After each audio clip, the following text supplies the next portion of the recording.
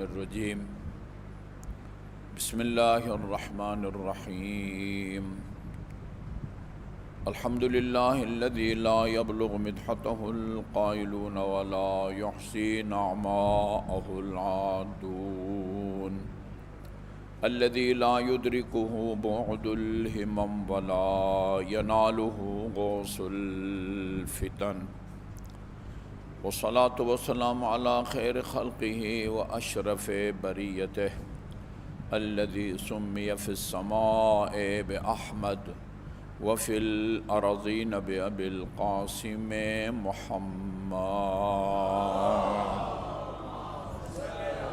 اللهم صل على محمد وآل محمد وعلى أهل بيته الطيبين الطاهرين الذين أذهب الله عنهم الرجس وطهرهم تطهيرا اللهم صل على محمد وآل محمد واللعن الأبدي على أعدائهم أجمعين اما بعد فقال اللہ الحکیم بسم اللہ الرحمن الرحیم عسى ان تحبوا شيئا وهو شر لكم وعسى ان تكرهوا شيئا وهو خير لكم۔ مومنین کرام، قرآن کی بہت ساری آیات اس مضمون کی ہیں کہ جس کو اللہ تعالیٰ اس دنیا میں آسودہ حال رکھے،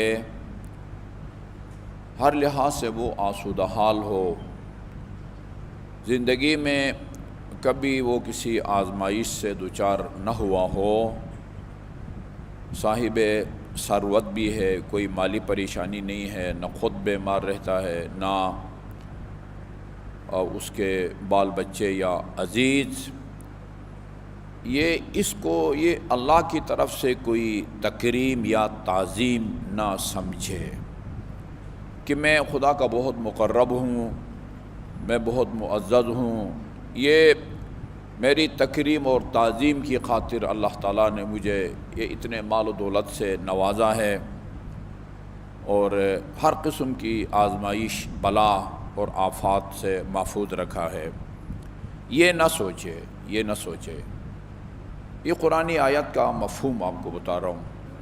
اسی طرح جس کو اللہ تعالیٰ آزمائش میں ڈال دیتا ہے، مالی طور پر پریشان رہتا ہے، خود بیمار رہتا ہے یا بیوی بچے بیمار رہتے ہیں یا اور قریبی رشتہ دار، تو وہ یہ نہ کہے رب اہاننی، اس طرح اللہ تعالیٰ نے مجھے مالی طور پر پریشان کر کے، بیوی بچوں کو بیمار کر کے یا اور عزیزوں کو بیمار کر کے اللہ تعالیٰ نے یہ میری توہین کی ہے۔ نہ آسودہ حال آدمی خدا کی طرف سے اس کو عزت سمجھے، نہ پریشان حال آدمی یہ آزمائشوں کو خدا کی طرف سے توہین کی نگاہ سے دیکھے۔ عجیب آیتیں ہیں۔ اس لیے اس آیہ کریمہ میں اللہ تعالیٰ نے فرمایا عسیٰ ان تحبوا شیئا وہو شر لکم، بسا اوقات ایسا ہوتا ہے کہ کچھ چیزوں کو تم اپنے لیے پسند کرتے ہو، کہ اس میں اپنی اچھائی بھلائی سمجھتے ہو، وہو شر لکم، وہ در حقیقت تمہارے لیے شر ہے، شر۔ وہ روایت میں نے آپ کو بہت سنائی ہے، میں تفصیل سے عرض نہیں کروں گا، ورنہ آج کی جو معروضات اپنے ذہن میں لے کے آیا ہوں ان کے لیے وقت نہیں بچے گا۔ اس کا خلاصہ یہ ہے کہ بعض اوقات اللہ تعالیٰ انسان کو مال دولت سے نوازتا ہے، اور جب اس مال میں اللہ تعالیٰ اس کے ذمے جو حقوق واجب الادا ہیں ان کو اگر ادا نہیں کرتا، یہی مال و دولت، یہی بینک بیلنس، یہی مال مویشی یا یہی کئی ٹن گندم روز قیامت اس کے لیے وبال جان ثابت ہوتے ہیں۔ ایک انصاری جو رسول خدا کی دعا کے نتیجے میں صاحب ثروت بن گیا تھا، خلاصہ اس کا یہ ہے صاحب ثروت بن گیا تھا، اتنی بھیڑ بکریاں اس کی ملکیت میں آ گئی تھی کہ اس پر زکوٰۃ واجب ہوتی تھی۔ لوگوں نے رسول خدا صلی اللہ علیہ وسلم کی خدمت میں عرض کیا، یا رسول اللہ یہ فلاں انصاری جس کو اللہ تعالیٰ نے آپ کی دعا کی برکت سے دولت سے نوازا، اس کے پاس اب اتنی بھیڑ بکریاں بن گئی ہیں، ملکیت میں آ گئی ہیں کہ جو نصاب کی حد تک پہنچ گئی ہیں۔ نصاب وہ عدد یا وہ وزن کہ جس میں کم از کم اتنی بھیڑ بکریاں ہوں، کم از کم اتنا سونا ہو، کم از کم اتنی گندم ہو تو زکوٰۃ واجب ہوتی، اس کو نصاب کہتے ہیں۔ آپ کسی کو بھیجیں، خدا کا حکم ہے خذ من اموالہم صدقہ، لوگوں کے اموال سے صدقہ وصول کریں، یہ ان کی تطہیر کا باعث ہوگا، اور پھر ان سے صدقہ وصول کر کے وصلی علیہم، ان کے حق میں دعا کریں، فإن صلاتک سکن لہم، آپ لوگوں سے زکوٰۃ وصول کر کے ان کے حق میں دعا کریں گے، یہ ان کے لیے سکون کا باعث ہوگا۔ ذرا تصور فرمائیں وہ بندہ جس کو خدا نے رسول کی دعا کی برکت سے دولت سے نوازا تھا، آ کے سوال کیا تھا، یا رسول اللہ غریب آدمی ہوں، دعا کریں خدا میری مالی حالت تبدیل کرے۔ پہلے ہی رسول خدا نے ان کو تنبیہ کر دیا ہے، بھئی یہ مال دنیا بہت خطرناک ہے، اس کو ہضم کرنا بڑا مشکل ہے، میرا تو مشورہ یہ ہے کہ اپنے اسی فقر اور غربت پر صبر کرو۔ جو فقر اور غربت پر صبر کرتا ہے، روز قیامت جب سب لوگ اپنے پسینوں میں یہاں تک ہنسلی کی ہڈی تک ڈوبے ہوئے ہوں گے، ان کے اوپر سے ہوائی جہاز کی طرف پرواز کر کے اپنی فقر اور غربت پر صبر کرنے والے جنت میں جائیں گے۔ صبر کرو، کہا کہ نہیں یا رسول اللہ میرا پیمانہ یہ صبر لبریز ہو چکا ہے، آپ میرے حق میں دعا کریں۔ دعا کی، اس دعا کے نتیجے میں اتنا صاحب ثروت بن گیا کہ زکوٰۃ واجب ہو گئی۔ رسول خدا نے اپنا نمائندہ بھیجا، بھائی مجھے پتہ چلا ہے تیرے مال میں زکوٰۃ واجب ہو گئی ہے، یہ بیچارے اصحاب صفہ ایک ایک بوٹی کے لیے ترس رہے ہیں، وہ تمہارے مال میں جتنی بھیڑ بکریاں زکوٰۃ کے طور پر واجب ہوتی وہ دے دو۔ آپ باور کریں گے صاف ہاں وہ کیا کہتے ہیں، سفید کھرا کہتے ہیں انکار کرنا، کھرا انکار کر دیا، معذرت کر دی، آج کی زبان میں سوری کر دیا۔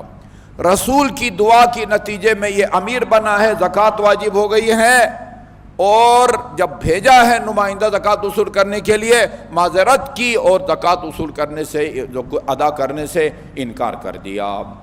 انہی لوگوں کے بارے میں ہے روز قیامت نا، وہ لوہے کے قرآنی آیت ہے، لوہے کے توق ان کی گردن میں ڈالے جائیں گے اور ان سے کہا جائے گا ھذا ما کنزتم، یہ وہی مال و دولت ہے، سونا چاندی، ہاں بھیڑ بکریاں، گندم، جن کا تم نے ذخیرہ کر رکھا تھا اور اس میں سے تم نے حقوق ادا نہیں کیے تھے۔ یہ سمجھتا ہے کہ یہ بھیڑ بکریاں، سینکڑوں بھیڑ بکریوں کا میں مالک بن گیا ہوں، یہ میرے لیے ایک نعمت ہے۔ نادان نہیں سمجھتا، وَهُوَ شَرٌّ لَكُمْ، یہ اس کے لیے وبال جان ہے۔ یہی بھیڑ بکریاں روز قیامت وہ تو کی صورت میں اس کی گردن کے اندر ڈال دی جائیں گی۔ بہت سارے حالات ہوتے ہیں جن کو انسان اپنے لیے نقصان سمجھتا ہے۔ رب اہاننی، اللہ نے میری توہین کر دی، اللہ نے مجھے نظر انداز کر دیا، وَهُوَ خَيْرٌ لَكُمْ، جبکہ اس میں اس کی بھلائی ہوتی ہے۔ یہ پوری تمہید میں نے آپ کو سنائی ہے تاکہ آپ کو یہ روایت آپ کی خدمت میں عرض کروں، جس کو ابن طاووس نے اپنی کتاب عدۃ الداعی کے اندر جلد نمبر 1 صفحہ نمبر 126 اجمالی طور پر بطور مختصر، اس سے پہلے بھی میں عرض کر چکا ہوں کہ یہ جو جسمانی امراض ہیں، خصوصاً طولانی جسمانی امراض، اس کے نتیجے میں خدا گناہوں کو بخشتا ہے۔ بہت روایات ہیں اس مضمون کی، بہت روایات، یعنی طولانی امراض کے نتیجے میں سارے گناہ بخشے جاتے ہیں، اور جب سارے گناہ بخشے جائیں گے پھر روز قیامت اس کو حساب کتاب کے لیے بھی کھڑا نہیں ہونا پڑے گا اور سیدھا جنت میں جائے گا۔ طولانی بیماریاں، یہ روایت میں آپ کی خدمت میں عرض کرتا ہوں، اس میں مریض کی عیادت کا ثواب کیا گیا ہے اور مرض کو برداشت کرنے کا اجر و ثواب اور اس کے فوائد کو بیان کیا گیا ہے۔ اس کے توجہ سے سنیے اور اپنے تک اس کو محدود نہ رکھیں، آگے احباب تک اس کو پہنچائیں۔ اور جو مومنین و مومنات لائیو پروگرام میں یا کسی چینل کے ذریعے سن رہے ہیں، ان کی خدمت میں بھی عرض کروں گا کہ اس فرمان کو حدیث قدسی ہے، یہ حدیث قدسی خدا کا وہ کلام ہے جو قرآن کا حصہ نہیں ہے۔ ہوتا کلام خدا ہے مگر وہ قرآن کی وہ 30 سپارے یا 114 سوروں میں وہ شامل نہیں ہے۔ حدیث قدسی میں آپ نے فرمایا للمریض 4 خصال، بیمار آدمی کو اللہ تعالیٰ 3 خصلتوں سے نوازتا ہے، یا بیمار آدمی کو اللہ تعالیٰ 3 فائدے پہنچاتا ہے، جو بھی آپ اپنی زبان میں تعبیر کر سکتے ہیں وہ آپ کریں۔ 4 خصال یرفع عنہ القلم، دیوانہ آدمی کو مرفوع القلم کہتے ہیں۔ مرفوع القلم کا مطلب کیا ہوتا ہے؟ فرشتے اس کے گناہ نہیں لکھتے۔ دیوانہ آدمی وہ خدا کے بارگاہ میں جواب دہ نہیں ہوتا، اس لیے کہتا ہے یہ فلانی مرفوع القلم ہے، یعنی جواب دہ نہیں ہے خدا کے بارگاہ میں۔ وہ فرشتے، یہ بائیں طرف جو فرشتے بیٹھے ہوتے ہیں وہ اس کے گناہ نہیں لکھتے، مرفوع القلم ہوتا ہے۔ ایک یأمر اللہ الملک فیکتب لہ افضل مکان یفعلہ فی صحتہ، ادھر جو دائیں طرف فرشتے ہیں ان سے اللہ تعالیٰ کہتا ہے یہ میرا بندہ بیماری کی وجہ سے بہت سارے اعمال وہ جو اپنی صحت کی حالت میں انجام دیا کرتا تھا، اب ان کو بجا لانے سے قاصر رہ گیا ہے، عاجز رہ گیا ہے، لہذا وہ بہترین اعمال جو صحت کی حالت میں وہ بجا لایا کرتا تھا اب اس کے نامہ اعمال میں اس کو لکھو۔ یہ بے شک نہیں کر پا رہا، پابندی سے نماز تہجد پڑھتا تھا، پابندی سے نوافل ادا کرتا تھا، پابندی سے قریب کی مسجد میں نماز جماعت میں جا کے شریک ہوتا تھا اور مریض کی عادت کے لیے جاتا تھا۔ جب بھی کبھی پتہ چلتا تھا کہ آج کسی مومن کا شب دفن ہے مثلا، اس کے لیے نماز وحشت پڑھا کرتا تھا۔ وہ جس کے لیے انسانی اعضاء کا صحت کی بحالی ضروری ہوتی ہے، وہ بہترین اعمال جو وہ بیمار ہونے سے پہلے انجام دیا کرتا تھا، ان 2 فرشتوں سے خدا فرماتا ہے اس کے نامہ اعمال میں ان نیکیوں کو لکھو، اگرچہ وہ ان کو ابھی بجا نہیں لا سکتا۔ ایک مرتبہ درود بھیجیے محمد اور آل محمد پر۔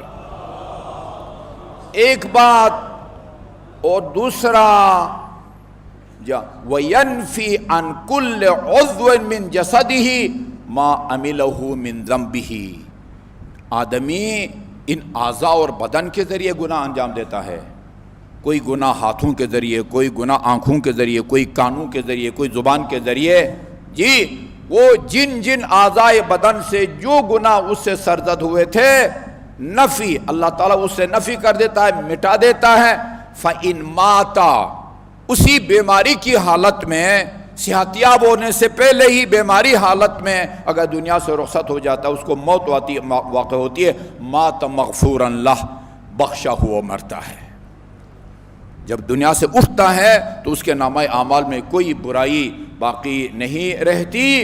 وَإِنْ عَاشَ مَغْفُورًا لَهُ، زندہ رہے تو بخشا ہوا جیے گا، البتہ گزشتہ گناہ، ایسا نہیں کہ آئندہ کے گناہ بھی نہ لکھے جائیں، نہیں، وہ زندہ رہے تو بھی بخشا ہوا، گزشتہ گناہ اسے بخشے جائیں گے، فوت ہو جائے تو بھی اس کے گناہ بخشے جائیں گے۔ وَإِذَا مَرِضَ الْمُسْلِمُ كَتَبَ اللَّهُ لَهُ كَأَحْسَنِ مَا كَانَ يَعْمَلُهُ فِي صِحَتِهِ، وہی بات ہے جب مسلمان وہ بیمار ہو جاتا ہے، وہ بہترین اعمال جو وہ اپنی زندگی میں انجام دیا کرتا تھا، وہ دائیں طرف کے فرشتے ان اعمال کو وہ لکھتے ہیں۔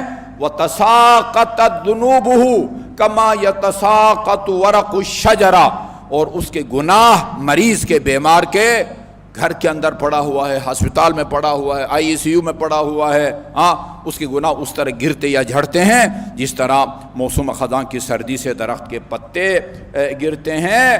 اور وَمَنْ عَادَ مَرِيضًا فِي اللَّهِ، جو آدمی کسی مریض کی عیادت کرے کوئی ریاکاری یا اس کی خوشنودی یا خوشامد کے لیے نہیں، صرف اللہ تعالیٰ کی خاطر جو کسی مریض کی عیادت کرتا ہے، لم يسأل المریض للعائد شيئا الا استجاب له، جب آپ مریض کی عیادت کے لیے جاتے ہیں اور مریض آپ کے لیے دعا کرے، مریض عیادت کے لیے جانے والے مومن کے حق میں جو دعا بھی کرے اللہ تعالیٰ مریض کے دعا کو قبول فرماتا ہے۔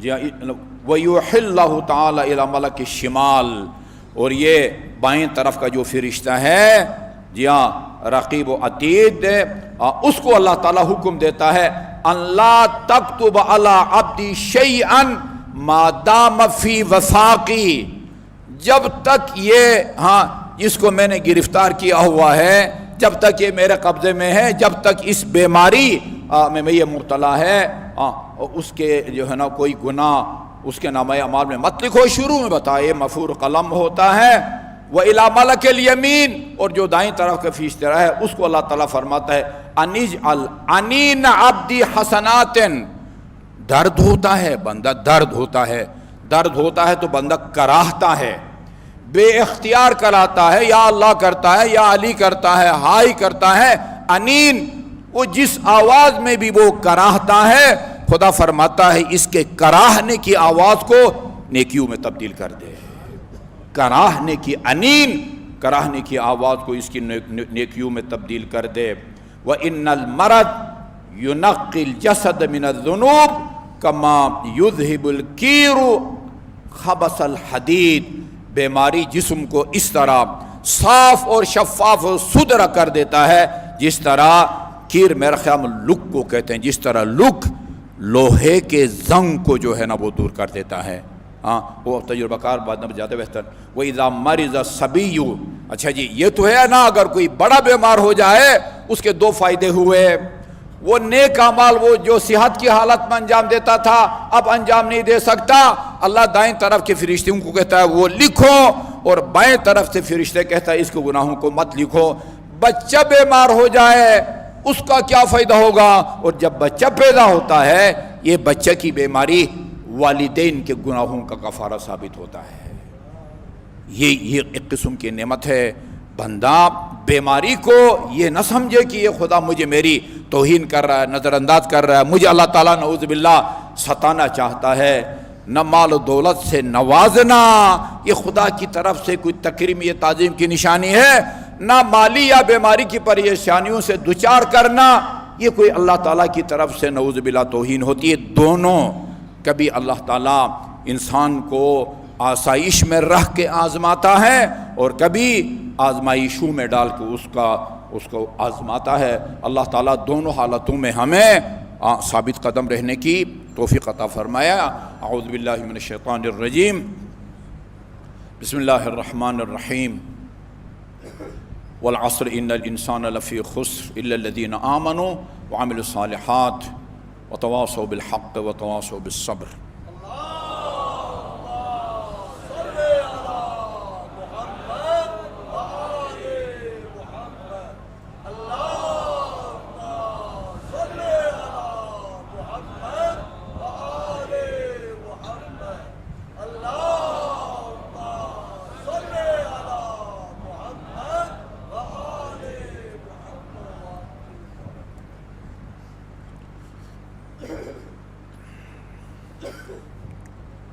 اعوذ باللہ من الشیطان اللعین الرجیم، بسم اللہ الرحمن الرحیم، الحمد للہ رب العالمین والصلاة والسلام علی خیر خلقہ محمد وآلہ الطیبین الطاہرین، ولا سیما علی ابن عمہ امیر المؤمنین علی بن ابی طالب علیہ الصلاة والسلام، وعلی ابنتہ الصدیقۃ الطاہرہ فاطمۃ الزہراء سیدۃ نساء العالمین، وعلی سبطیہ الحسن والحسین سیدی شباب اہل الجنہ وعلى علي بن الحسين زين العابدين ومحمد بن علي الباقر وجعفر بن محمد الصادق موسى بن جعفر الكاظم وعلي بن موسى الرضا ومحمد بن علي التقي وعلي بن محمد النقي الهادي والحسن بن علي العسكري والخلف الحجة اللهم عجل فرجه وسهل مخرجه ليملأ الأرض قسطا وعدلا كما ملئت ظلما وجورا واللعن الأبدي على أعدائهم أجمعين. أما بعد فقال الله الحكيم بسم الله الرحمن الرحيم وما أرسلناك إلا رحمة للعالمين. وقال رسول الله صلى الله عليه وآله وسلم الحسن والحسين إمامان إن قاما أو قعدا. مومنین کرام، آپ سب متوجہ ہیں آج جمعہ کا دن ہے اور صفر المظفر کی 28 تاریخ ہے، اور دو عظیم معصوم خدا کی موجودات میں، جو موجودات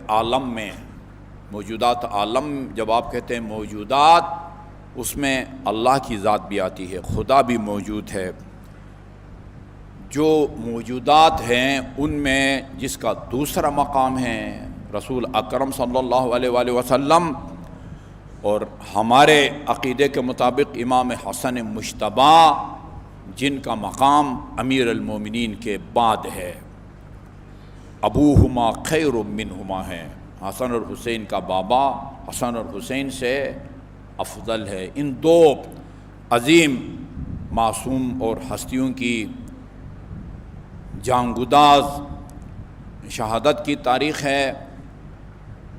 ہم سب سے پہلے قائم آل محمد حجت ابن الحسن عجل اللہ تعالی فرجہ شریف، اور اس کے بعد تمام دنیا کے مسلمانوں کو بالعموم اور مکتب اہل بیت کے پیروکاروں کو رسول اکرم اور امام حسن مجتبی کی شہادت کی مناسبت سے تعزیت اور تسلیت پیش کرتے ہیں، اور خدا کی بارگاہ میں ہم دست بدعا ہیں کہ اللہ تعالی ہمیں رسول اکرم اور آپ کی آل پاک کی سیرت طیبہ کو پڑھنے، سمجھنے اور اس پر عمل پیرا ہونے کی توفیق عطا فرمائے۔ دامن وقت میں بالکل ہی گنجائش نہیں ہے کہ ہم ان عظیم معصوم ہستیوں کے بارے میں کچھ عرض کریں۔ بطور تبرک کے چند اہم نکات کی طرف میں اشارہ کروں گا۔ آپ بھی متوجہ ہیں، میں بھی متوجہ ہوں، اور خصوصی طور پر جب ہم بعض مقامات پر شہروں میں مجالس کے سلسلے میں جاتے ہیں، مومنین کی خصوصی فرمائش ہوتی ہے، اور اہل سنت برادران کا یہ پیغام یا شکوہ یا گلہ ہم تک پہنچایا جاتا ہے کہ آپ لوگ حضرت علی کے فضائل کو بیان کرتے ہیں مگر رسول خدا کے فضائل بیان نہیں کرتے۔ بعض ابھی تک مجھ سے کہا گیا ہے، یہ گجرات میں ایک خمسہ پڑھنا تھا میں نے، اور وہ ایک دن پہلے جنہوں نے مجھے یہ خمسہ لکھوایا تھا نقوی صاحب ہیں، یہ مسجد مرکز کے خطیب، انہوں نے مجھے بتایا کہ صاحب یہ ہمارے اہل سنت برادران یہ شکوہ گلہ کرتے ہیں، آپ اپنی مجالس میں حضرت علی کے ساتھ ساتھ رسول خدا کے فضائل بھی بیان کریں۔ وہاں بھی عرض کیا تھا اور یہاں بھی میں عرض کروں گا کہ کچھ فضائل رسول خدا کے خواص النبی اہل سنت کے علماء کرام نے بھی لکھا ہے اور ہمارے علماء کرام نے بھی لکھا ہے۔ خواص النبی، وہ خصوصیات، وہ فضائل اور وہ کمالات جو آن حضرت کو، صرف آن حضرت کو اللہ تعالیٰ نے ان فضائل اور کمالات سے نوازا ہے، کسی اور کو اس فضیلت سے نہیں نوازا۔ بہت سارے ہیں، وہ صرف رسول خدا میں ہیں، وہ فضائل وہ کمالات کسی اور میں نہیں ہیں، حضرت علی میں وہ کمال نہیں ہے۔ مثلا قرآن بطور معجزہ ان حضرت کی نبوت کو ثابت کرنے کے لیے اللہ تعالیٰ نے قرآن کو بطور معجزہ اتارا ہے۔ اس فضیلت میں یہ ٹھیک ہے کہ وہ ابن حجر ہیثمی کے مطابق قرآن کی 300 آیات وہ ہیں جن میں علی کی فضائل کو بیان کیا گیا ہے، مگر یہ آیات بطور معجزہ وہ رسول کی نبوت کو ثابت کرنے کے لیے علی کی فضائل پر مشتمل 300 آیات اللہ تعالیٰ نے نازل فرمائی ہیں۔ لیکن قرآن یہ رسول کی نبوت کا معجزہ ہے، علی کی امامت کا معجزہ نہیں ہے۔ ہاں، خود علی رسالت کا گواہ ہے۔ خدا نے قرآن میں وہ 4444 معجزات جو آن حضرت کی نبوت کے ثبوت کے طور پر آپ کو اللہ تعالیٰ نے دیے، صرف 2 کے بارے میں اللہ تعالیٰ نے فرمایا 2 میرے حبیب فمن حاجک بعد ما جاءک من العلم نے، وہ دوسری آیت ہے یقول الذین کفروا لست مرسلا، کفار آپ کی رسالت کا انکار کریں گے، کہیں گے کہ آپ اللہ تعالیٰ کے رسول نہیں ہیں۔ قل کفی باللہ شہیدا بینی وبینکم ومن عندہ علم الکتاب، ان سے کہو تم مانو نہ مانو، میری رسالت کے ثبوت کے لیے 2 گواہ کافی ہیں، 2 گواہ، اور کوئی بھی معجزہ نہ ہوتا، صرف 2 گواہ کافی ہیں، ایک اللہ کی کتاب اور ایک امیر المومنین علیہ الصلوۃ والسلام۔ اچھا جی، تو کچھ خواص النبی ہیں جو کسی اور میں نہیں پائے جاتے، البتہ کچھ فضائل ہیں جو امیر المومنین کو اللہ تعالیٰ نے عطا فرمائے ہیں۔ وہ فضائل، وہ اکثر فضائل علی جو ہم علی کے بیان کرتے ہیں، جس پر ہمارے اہل سنت برادران شکوہ کرتے ہیں، گلہ کرتے ہیں، وہ فضائل علی اور رسول میں مشترک ہیں، بلکہ ان فضائل میں بھی جو ہم علی کے بیان کرتے ہیں، آپ کے خیال میں ہم رسول خدا کو نظر انداز کرتے ہیں اور علی کی فضیلت کو بیان کرتے ہیں۔ اس فضیلت میں بھی برتری رسول خدا کو حاصل ہے، برتری رسول خدا کو حاصل ہے۔ فرمایا رسول خدا نے ما سألت اللہ شیئا الا اعطیت، یاد رکھیں، عربی عبارت تو آپ کو یاد نہیں رہے گی، مضمون دماغ میں بٹھا کے جائیں، اپنے صفحہ دل پر اس کو نمایاں طور پر تحریر کر کے جائیں، کندہ کر کے جائیں، کندہ جو مٹتا نہیں ہے۔ ما سألت اللہ شیئا الا اعطیت، رسول خدا فرماتے میں نے اپنی زندگی میں اپنے لیے جو مانگا ہے خدا نے مجھے دے دیا ہے۔ یہ روایت جو آپ خدمت میں عرض کر رہا ہوں ہماری کتابوں میں بھی ہے، اور اہل سنت کی انصاف کا تقاضا یہ ہے ہماری گفتگو ایسی ہونی چاہیے جو تمام مسلمانوں کے لیے قابل قبول ہو۔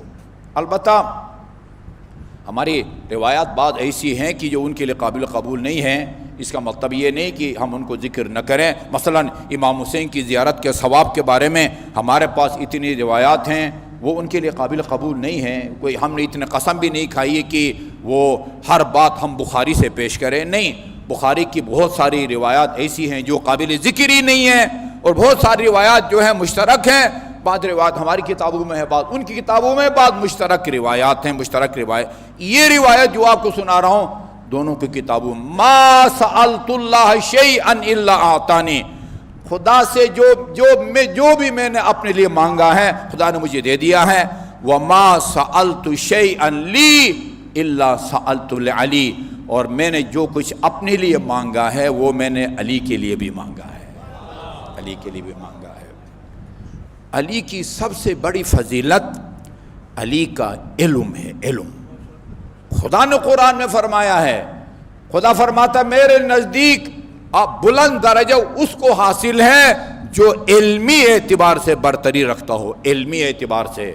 رسول خدا نے برملا اعلان کیا ہوا ہے، اعلم الناس بعدی علی، میرے بعد سب انسانوں میں سب سے زیادہ علم علی کے پاس ہے۔ اور ام المومنین نے بھی اپنے طور پر ظاہر رسول خدا کی زبان مبارک سے سن کے ہی فرمایا ہوگا، فرماتی ہیں کان علی اعلم الناس بعد رسول اللہ، جی رسول خدا کے بعد سب سے زیادہ علم علی علیہ الصلوۃ والسلام کے پاس ہے۔ اسی لیے مسجد کوفہ کے ممبر کے اوپر ہم بیٹھتے تھے،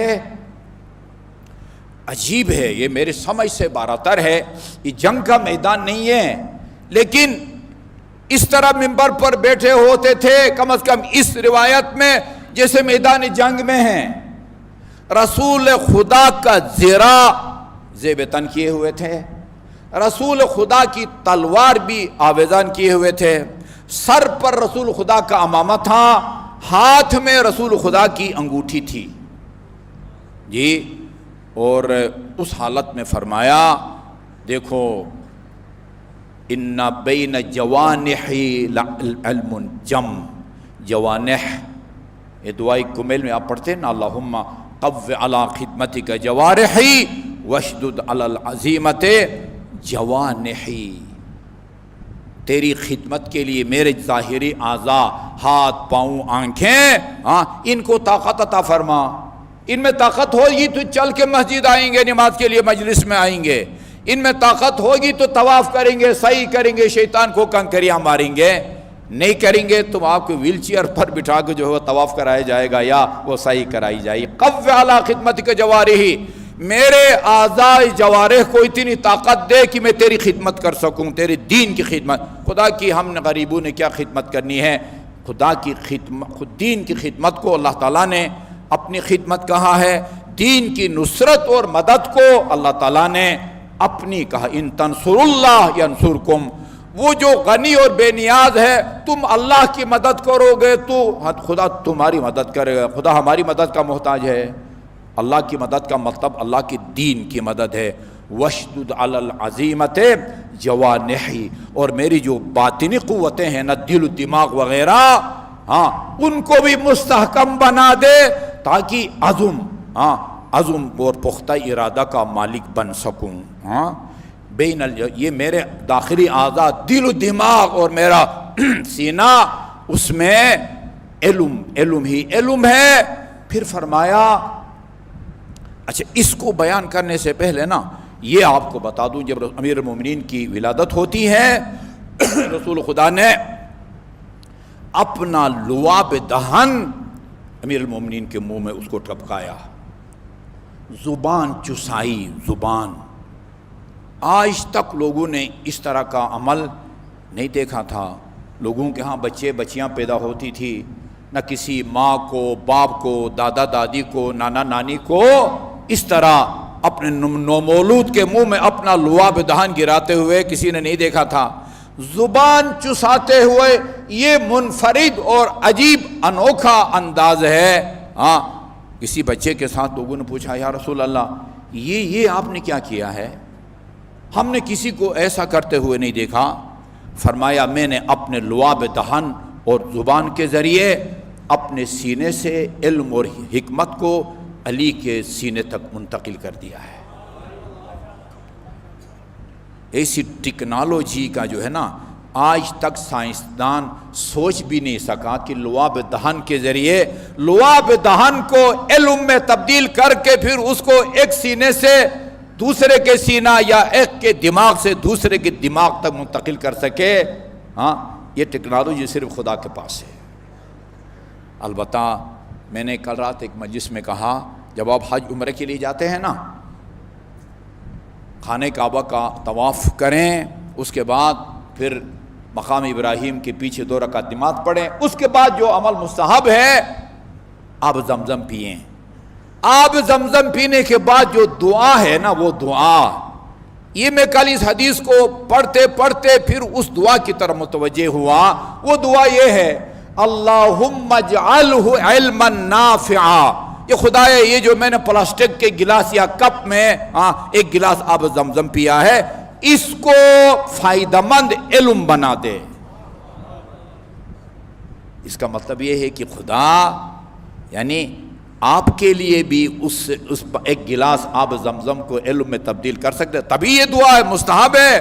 اس کو علم نافع بنا دے، ورزقا واسعا، اس ایک کپ آب زمزم کو وسیع رزق قرار دے، وشفاء من کل داء وسقم، ہر قسم کی بیماری سے اس کو شفا کا ذریعہ بنا دے۔ اچھا جی، اس میں کوئی شک نہیں ہے، کوئی مسلمان انکار نہیں کر سکتا اس فضیلت کا، اور خود امیر المومنین فخر ناز کرتے ہیں اس پر کہ میں رسول خدا میرے استاد ہیں۔ علمنی رسول اللہ، ہم علی علیہ الصلوۃ والسلام کے جتنے بھی علمی کمالات کو بیان کریں، علمی فیصلوں کو بیان کریں، انہا ہنا لعلما جما، جی جہاں علی کی فضیلت ظاہر ہوگی، جو شاگرد ہیں وہاں خود بخود استاد یعنی رسول اکرم صلی اللہ علیہ وسلم کی فضیلت بھی شامل ہوگی۔ لہذا ہاں یہ کوئی نہ سمجھے کہ ہم نعوذ باللہ رسول خدا کے فضائل کے منکر ہیں، یا رسول خدا کے فضائل بیان کرنے کی عظمت، ثواب یا اجر کے منکر ہیں۔ نہیں، ہم رسول خدا کے الگ خواص کو بھی بیان کرتے ہیں، ان فضائل کو بھی بیان کرتے ہیں جو علی اور رسول میں مشترک ہیں، اور ان مشترک فضائل میں بھی برتری رسول کو حاصل ہے، کیونکہ رسول استاد ہے اور امیر المومنین علیہ الصلوۃ والسلام رسول خدا کے شاگرد ہیں۔ ٹائم بالکل نہیں بچا، میں آپ کو ایک تلخ حقیقت کی طرف متوجہ کرتا ہوں، اور یہ معلوم ہونا چاہیے، سب دنیا کو معلوم ہونا چاہیے کہ یہ ایسا کیوں ہو رہا ہے۔ اس میٹرک کی اسلامیات کی کتاب تیار ہوئی ہے، اس کو فائنل نہیں کیا ابھی۔ یہ میں اس لیے بیان کر رہا ہوں تاکہ سب کو پتہ چلے، جہاں جہاں تک آپ کا کوئی اثر رسوخ ہے اس کو استعمال کریں، اور ان ناکام کوششوں کو ناکام بنا دیں۔ انشاءاللہ یہ ناکام کوشش ہوگی، اور ہم سب کوشش کریں گے تو اس کی ناکامی یقینی ہو جائے گی۔ میٹرک کی اسلامیات وہ نظر ثانی کے لیے میرے پاس آئی، اس کے اندر رسول خدا صلی اللہ علیہ وسلم کی رحلت، وفات یا وصال کا تذکرہ ہے، اور لکھا ہے، ظاہر ہے رسول خدا پوری امت کے لیے آپ نے تکلیفیں اٹھائی ہیں۔ ما اوذی نبی مثل ما اوذیت، جتنی اذیتیں مجھے دی گئی ہیں کسی نبی کو اتنی اذیتیں نہیں دی گئی ہیں، اور یہ لوگوں کو گمراہ دیکھ کے اتنا آپ کو صدمہ ہوتا تھا۔ قرآن میں 2 دفعہ اللہ تعالیٰ نے فرمایا ہے، میرے حبیب یہ امت کی یعنی وہ گمراہی کو دیکھ کے آپ کو اتنا شدید صدمہ ہو رہا ہے، لعلک باخع نفسک، یہ آپ اپنے آپ کو ہلاک کرنے لگے ہیں۔ طٰہٰ ما انزلنا علیک القرآن لتشقیٰ، یہ قرآن ہم نے تجھ پر اس لیے نہیں اتارا کہ آپ اتنی مشقتیں کریں، آپ کا کام لوگوں تک پیغام پہنچانا ہے، لوگوں کو ڈرانا ہے۔ جو ڈرتا ہے وہ ڈرے، جو نہیں، آپ کو اتنا فکر مند ہونے کی ضرورت نہیں ہے۔ سب امت کے ایک ایک فرد کے لیے آپ شفیق تھے، آپ کا سایہ جب اٹھا ہوگا، آپ کا سایہ شفقت امت کا فرد متاثر ہوگا۔ لکھا جب آپ کی رحلت ہوئی ہے تو وہ پورے مدینے پر یا مدینے کے مسلمانوں پر غم کا یا غموں کا ایک پہاڑ ٹوٹا۔ اس کے بعد جو بات لکھی ہے ہماری فہم سے بالاتر ہے، لکھنے والے کی انتہائی منفی اور گندی سوچ کی عکاسی کرتا ہے۔ وہ کہتے ہیں جو سب سے زیادہ غمزدہ تھے یا متاثر وہ حضرت عمر ابن خطاب تھے۔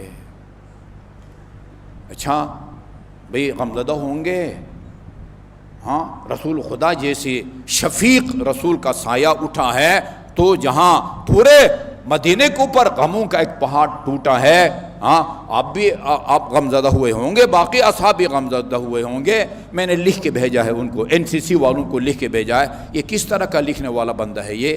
اس کے دل میں رحم نام کی کوئی چیز نہیں ہے، اس کو یہ نہیں پتا کہ رسول خدا کی ایک بیٹی بھی تھی جس کا نام فاطمہ الزہرا تھا،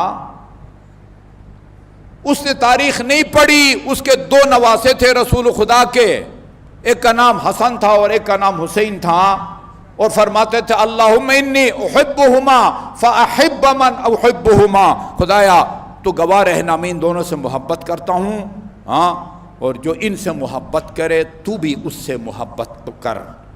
زبان لبوں کو چوستے تھے، زبان ان کی چوستے تھے، گندم پر سوار کر کے مدینہ کی گلیوں میں سیر کرایا کرتے تھے۔ ہاں، ان کے اوپر سے جب شفیق جد کا سایہ اٹھا ہے، ہاں، ان کو کوئی صدمہ نہیں ہوا تھا۔ کیا وجہ ہے؟ کسی کے غمزدہ ہونے کی ہم نفی نہیں کرتے، لیکن وجدان ضمیر کو گواہ بنا کے پیش کرو کہ خاتون جنت سے زیادہ کوئی متاثر ہوا تھا رسول خدا کے رحلت کے نتیجے میں؟ وہ فرماتی تھی اذا مات میت قل ذکرہ، اس دنیا سے جب کوئی اٹھتا ہے تو وقت گزرنے کے ساتھ ساتھ لوگ اپنے عزیز کو، ماں باپ بہن بھائی بیٹا، اس کو بھول جاتے ہیں۔ وذکر ابی منذ مات واللہ ازید، وقت گزرنے کے ساتھ ساتھ میرے بابا کا غم اور زیادہ تازہ ہوتا جاتا ہے۔ لکھا ہے اس کے اندر، میں نے یہ شعر مصرع طولانی مرثیہ ہے، اس کا پہلا مصرع بھی میں نے لکھ کے بھیجا ہے جو اہل سنت کی کتابوں میں بھی ہے۔ یہ بی بی کا جملہ، صبت علیہ مصائب لو انہا صبت علی الایام سرنا لیالیا۔ ایک بات میں آپ کی خدمت میں عرض کرنا چاہوں، لکھا ہے رسول خدا کی جب رحلت ہوئی ہے تو سب سے پہلے آپ کا جنازہ اللہ تعالیٰ نے پڑھا ہے۔ یہ حلیت الاولیاء اہل سنت کی کتاب ہے، اس کی جلد نمبر 4 صفحہ نمبر 73 بھی ہے اور 79 بھی ہے، 89 نہیں 79 79۔ امیر المومنین نے فرمایا یا رسول اللہ اذا انت قبضت فمن یغسلک، یا رسول اللہ جب آپ کی روح قفس عنصری سے پرواز کر جائے تو آپ کو غسل کون دے؟ وفیما نکفنک، کن کپڑوں میں آپ کو ہم کفن دیں؟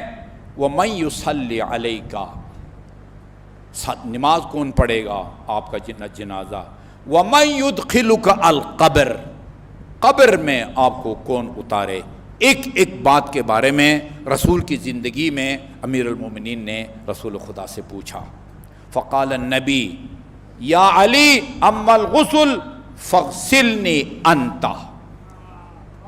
غسل تو دے گا، وابن عباس یصب علیک الماء، ابن عباس تیری مدد کرے گا، وہ پانی ڈالے گا اور تو مجھے غسل دے گا۔ وجبرائیل ثالثکما، تیسرا تمہارا مددگار جبرائیل امین ہوگا۔ فَإِذَا أَنْتُمْ فَرَغْتُمْ مِنْ غُسْلِي، میرے غسل سے جب فارغ ہو، فَكَفِّنُونُ فِي ثَلَاثِ أَثْوَابٍ جُدَدٍ، 3 نئے کپڑوں میں مجھے وہ کفن دو گے۔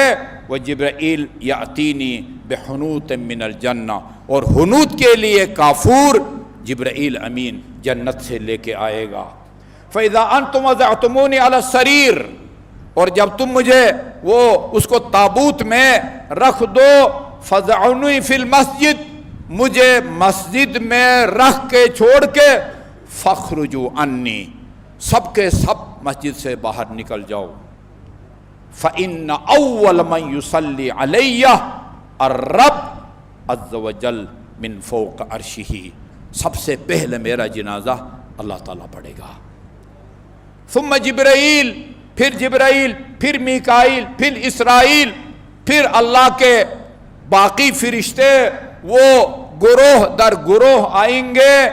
ثم ادخلوا، پھر مسجد میں جاؤ، وقوموا صفوفا صفوفا، سب بندی کرو، لا يتقدم علی احد، دیکھو مجھ سے آگے کوئی کھڑا نہ ہو، یہاں تک فرمایا فقبض رسول اللہ، رسول خدا کی رحلت ہوتی ہے۔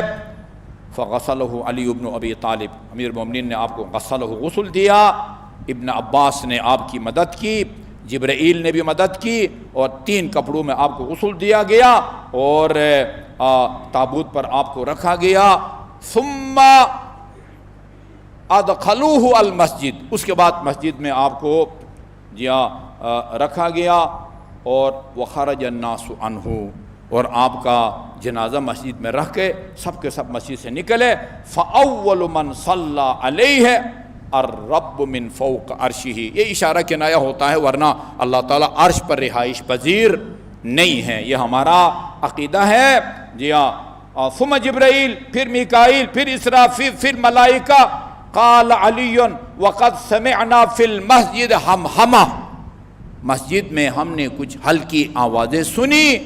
ولم نرى لهم شخصا، مگر کوئی شخص، کوئی ہستی ہمیں نظر نہیں آئی. فسمعنا ہاتفا یہتف، ہم نے ہاتف کی آواز سنی. ادخلوا رحمکم اللہ فصلوا علی نبیکم. آواز آئی کہ اب مسجد میں جاؤ اور اپنے نبی کا جنازہ پڑھو.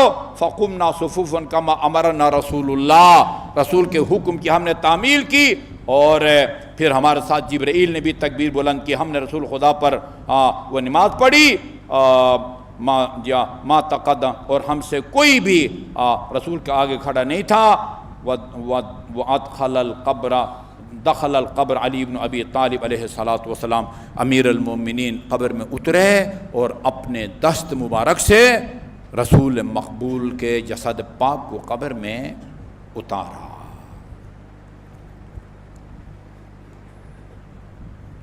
ابھی میرے پاس ابھی ٹائم نہیں بچا کہ امام حسن مجتبیٰ کے فضائل آپ کی خدمت میں عرض کروں. اتنا ضرور عرض کروں گا. میں نے عرض کیا تھا کہ فضیلت کا معیار علم ہے. مسجد النبی میں رسول خدا پر وحی نازل ہوتی تھی. امام حسن مجتبیٰ بیٹھ کے سن کے گھر آتے تھے اور اپنی مادر گرامی کو وہ سناتے تھے وہ احکام جو بذریعہ وحی رسول خدا پر نازل ہوتے تھے.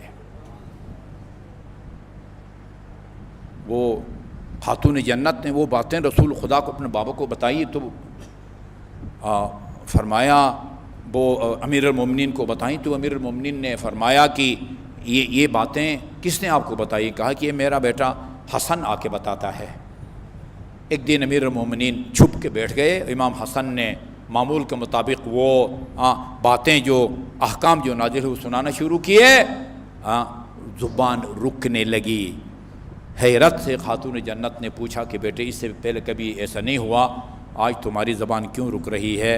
کہا کہ لگتا ہے کوئی بزرگ مجھے دیکھ رہی ہے، کوئی بزرگ مجھے دیکھ رہی ہے. میرے خیال میں ہمارا فرض اور آپ کا حق بنتا ہے کہ وصیتیں، 3 وصیتیں کی امام حسن مجتبیٰ علیہ السلام نے. ایک جنادہ بن ابی امیہ کے لیے کی ہے، ایک امام حسین کے لیے، اور ایک جناب محمد ابن حنیفیہ کے لیے. تینوں سبق آموز ہیں. میری سمجھ میں نہیں آتا کہ اب یہ تینوں وصیتوں کی گنجائش نہیں ہے. میرا خیال میں وہ وصیت آپ کی خدمت میں عرض کرتا ہوں جو اپنے بھائی امام حسین کے لیے فرمائی ہے. ھذا ما اوصى به الحسن بن علی الی اخیہ الحسین. یہ وہ وصیت ہے جو حسن ابن علی اپنے بھائی حسین ابن علی کے لیے کر رہا ہے.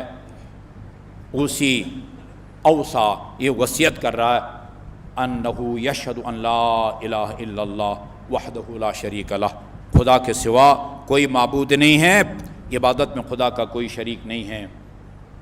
اور یہ کہ حسن ابن علی خدا کی اس طرح عبادت کرتا ہے جس طرح عبادت کا حق ہے. لا شریک لہ فی الملک، کائنات کی حکمرانی میں اللہ تعالیٰ کا کوئی شریک نہیں ہے. ولا ولی لہ من الذل وانہ خلق کل شیء، ہر شیء کا خالق اللہ تعالیٰ کی ذات ہے. فقدرہ تقدیرا، ہر شیء کو اللہ تعالیٰ نے ایک اندازے سے پیدا کیا ہے. وَأَنَّهُ أَوْلَى بِعَبْدِهِ، اللہ تعالیٰ اپنے بندے پر خود اس سے زیادہ اللہ تعالیٰ کو اختیارات حاصل ہیں. وَأَحَقُّ مِنْ حَمْدِ، اور زیادہ سب سے زیادہ حمد کا حقدار اور مستحق اللہ تعالیٰ کی ذات ہے. وَمَنْ أَطَاعَهُ رَشَدَ، جو اللہ تعالیٰ کی اطاعت کرے گا رشد اور ہدایت پائے گا. وَمَنْ عَصَاهُ غَوَىٰ، اور جو اللہ تعالیٰ کی نافرمانی کرے گا وہ گویا گمراہ ہو گیا۔ وَمَن تَابَ إِلَيْهِ اهْتَدَىٰ، اور جو گناہ کر کے دوبارہ اللہ تعالیٰ کی طرف لوٹ آیا وہ ہدایت یافتہ ہوگا۔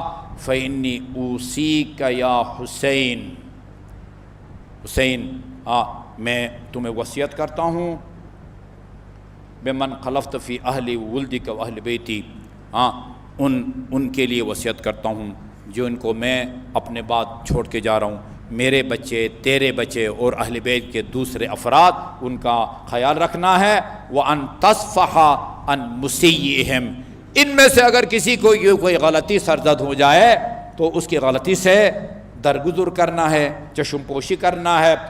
وَتَقْبَلْ مِن مُحْسِنِهِمْ، کوئی اچھا کام کرے تو اس کے نیکی کو قبول کرنا ہے، اور ان کے لیے تو بہترین میرا جانشین اور ان کے لیے بہترین والد ثابت ہونا ہے، باپ کا کردار ادا کرنا ہے۔ وَأَن تُدْفِنَنِي تَدْفُنَنِي مع رسول اللہ، ایک روایت کے مطابق ہے کہ مجھے نانا کی جوار میں دفن کرنا ہے، یہ آیان الشیعہ نے لکھا ہے جی ہاں۔ اور فإني أحق به وبيته، چونکہ سب سے زیادہ رسول کے جوار میں دفن ہونے کا حق مجھے حاصل ہے۔ فإن أبوا عليك، اگر پتہ تھا امام حسن مجتبیٰ کو اگر کوئی مزاحمت کرے، اگر انکار کر کے دفن کی اجازت نہ دیں، اور اجازت کیا وہ اجازت دینے نہ دینے کے اختیارات ان کے پاس نہیں ہیں، کوئی مزاحمت کرے قسم دیتے ہیں، کتنی تاکید کے ساتھ قسم دیتے ہیں، فَأُنْشِدُكَ اللَّهُ وَبِالْقَرَابَةِ الَّتِي قَرَّبَ اللَّهُ مِنْكَ وَالرَّحْمَ الْمَاسَّ مِنْ رسول اللہ، میں تمہیں خدا کی قسم دیتا ہوں اور رسول سے ہم دونوں کا جو رشتہ ہے اس کی قسم دیتا ہوں کہ اللہ یحریق من امری محمجت من دم، مجھے وہاں دفنانے کی خاطر ایک خون کا قطرہ نہ بہنے پائے، حتیٰ تلقى رسول اللہ، یہاں تک کہ ہم رسول خدا کی بارگاہ میں جائیں گے، خصوصاً تو رسول خدا کی بارگاہ میں جائے گا۔ وَتُخْبِرُهُ بِمَا كَانَ مِنْ أَمْرِ النَّاسِ إِلَيْنَا، اور جو لوگوں نے ہمارے ساتھ سلوک کیا اس سے ہم رسول خدا کو آگاہ کریں گے۔ اور یہ مجالس میں عرض کر چکا ہوں کہ یہ جو کچھ آپ کے جانے کے بعد اہل بیت کے ساتھ ناروا سلوک کیا گیا وہ رسول خدا سے پوشیدہ نہیں ہے، وہ رسول خدا کے سامنے ہوا ہے۔ وہ ام سلمہ کا خواب مجالس میں بیان کر رہا ہوں، جناب ام سلمہ فرماتی ہے میں نے خواب میں دیکھا رسول خدا صلی اللہ علیہ وآلہ وسلم، آپ کے بال پراکندہ ہے، بکھرے ہوئے ہیں اور بالوں میں خاک ہے۔ میں نے عرض کیا یا رسول اللہ یہ میں آپ کو کس حالت میں دیکھ رہی ہوں؟ کہا کہ میں ابھی کربلا سے آ رہا ہوں۔ یہ کربلا کے واقعات رسول خدا سے پوشیدہ نہیں تھے۔ اچھا آپ کا کیا خیال ہے اگر کربلا کے حالات سے رسول خدا آگاہ ہیں تو پھر اس واقعے سے آگاہ نہیں ہیں؟ جنازہ جاتا ہے اور اس کو واپس کر دیا جاتا ہے۔ بعض روایات کے مطابق تیر بھی آپ کے جنازہ میں پیوست ہوئے، تیر 70 تک لکھا ہے۔ کل ایک مجلس میں ہم نے کہا خدا جانے وہ تیر کس نے گنے، کسی نے تو گنے ہوں گے، کہتے ہیں 70 تیر پیوست ہو گئے تھے، مگر یہ تیر شمار کے قابل تھے نا۔ کس کو پتا ہے کہ نواسہ پیغمبر کے بدن کو زندگی میں کتنے تیر لگے تھے اور آپ کی رحلت کے بعد خدا جانے کس نے گنے تھے وہ زخم کے نشان، جسم کے صرف اگلے حصے پر 900 سے زیادہ تلواروں اور تیروں اور نیزوں کے زخم تھے۔ لا اضحک اللہ سن الدہر ان ضحکت وآل احمد المظلومون قد قہروا ولا حول ولا قوة الا باللہ العلی العظیم۔ بسم اللہ الرحمن الرحیم۔ قل هو اللہ احد اللہ الصمد لم یلد ولم یولد